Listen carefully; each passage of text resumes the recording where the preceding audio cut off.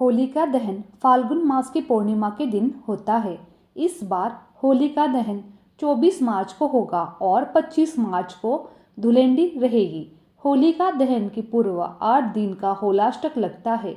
8वें दिन होलिका दहन रहता है। होलिका दहन के बाद दूसरे दिन होली मनाई जाती है जिसे धुलेंडी कहते हैं। इसके बाद 5वें दिन रंग पंचमी मनाई जाती है। आइए जानते हैं होलिका तिथि के बारे में। पूर्णिमा तिथि प्रारंभ होगी 24 मार्च 2024 को सुबह 9:54 से। पूर्णिमा तिथि समाप्त होगी 25 मार्च 2024 को दोपहर 12:29 पर। होलिका दहन रात में होता है, इसलिए 24 की रात को दहन और 25 को धुलेंडी रहेगी। पूर्णिमा के दिन प्रदोष काल में होलिका दहन किया जाता है और उसके दूसरे दिन धुलेंडी का पर्व मनाया जाता है। धुलेंडी का पर्व अगले दिन मनाया जाएगा। अधिकतर मतानुसार 24 मार्च को होलिका दहन होगा और 25 मार्च को होली खेली जाएगी, उसे धुलेंडी मनाई जाती है। होलिका दहन पूजन सामग्री। प्रहलाद की प्रतिमा, गोबर से बनी होलिका, 5 या 7 प्रकार के अनाज जैसे गेहूँ, अन्य फसलों की बालियाँ, सत्य धान, गेहूँ, उड़द, मूंग, चना, जौ, चावल, मसूर, एक माला और 4 मालाएं अलग से, रोली, फूल, कच्चा सूत, साबुत हल्दी, मूंग पताशे, गुलाल, मीठे पकवान, फल, गोबर की ढाल, बड़ी फुलेरा और एक कलश में जल। होलिका दहन पूजन विधि। सबसे पहले होलिका पूजन के लिए पूर्व या उत्तर की ओर अपना मुख करके बैठे। अब अपने आसपास पानी की बूंदें छिड़के। गोबर से होलिका या प्रहलाद की प्रतिमा बनाए। थाली में रोली, कच्चा सूत, चावल, फूल, साबुत हल्दी, पताशे, फल और एक कलश में पानी रखे। नरसिंह भगवान का स्मरण करते हुए प्रतिमा पर रोली, मोली, चावल, बताशे, फूल अर्पित करें। अब सभी सामान लेकर होलिका दहन वाले स्थान पर ले जाए।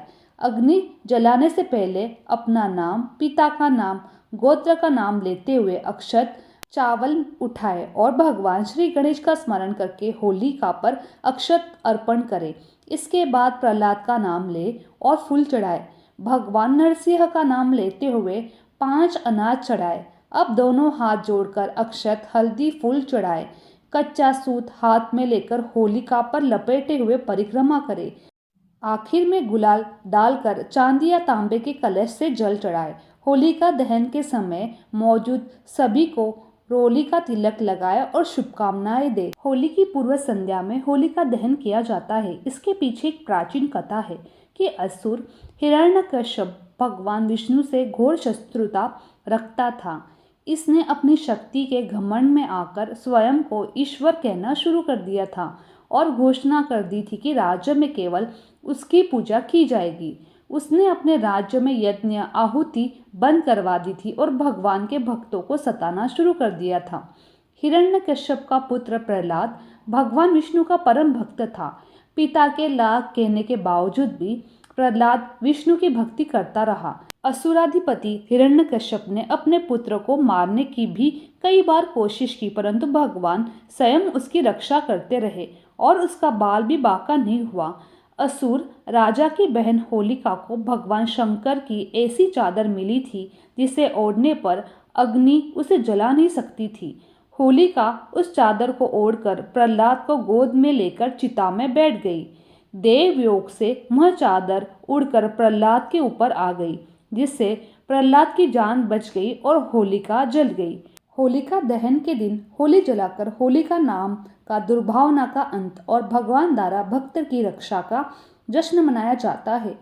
होली का त्यौहार प्रेम, सद्भावना से जुड़ा त्यौहार है, जिसे अध्यात्म का अनोखा रूप झलकता है।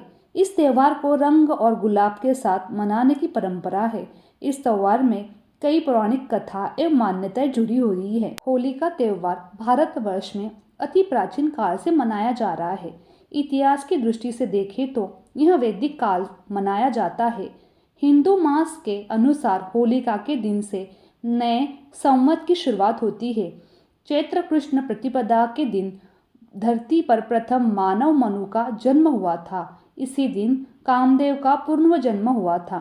इन सभी खुशियों को व्यक्त करने के लिए रंगोत्सव मनाया जाता है। इसके अलावा हुड्डंग और रंगोत्सव का यही भी कारण बताया गया है कि नरसिंह रूप में भगवान इसी दिन प्रकट हुए थे और हिरण्यकश्यप नामक महाअसुर का वध करके भक्त प्रहलाद को दर्शन दिए थे। मेरी ये वीडियो आप लोगों को अच्छी लगी तो मेरे चैनल को लाइक, शेयर और सब्सक्राइब करना ना भूलें। आप सभी का धन्यवाद।